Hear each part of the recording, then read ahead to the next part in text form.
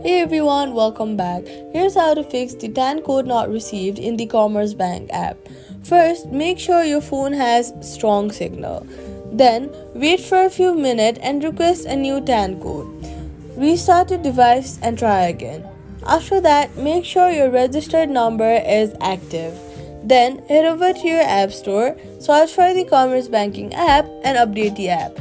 Updating your app is very important because it ensures you have all the latest files and bug fixes.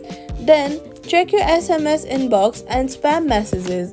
Also, go to your Gmail app and then click on the three-line option in the top left corner, scroll down and check your spam and trash folder. Sometimes the messages may be stuck there. That's how to fix the Commerzbank TAN code not received. Like and subscribe for more.